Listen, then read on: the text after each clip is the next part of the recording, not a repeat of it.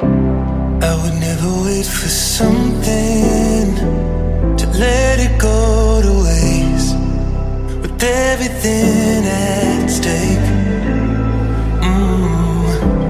I thought I would take it all back.